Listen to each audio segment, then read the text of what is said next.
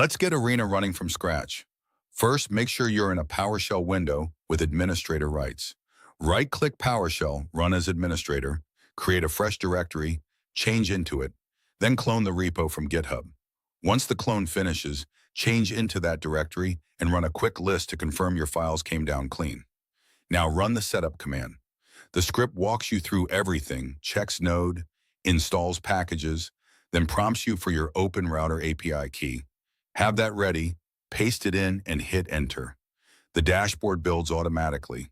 When it's done, your browser opens. Arena is live. That's the full install. One command window, 3 minutes, done.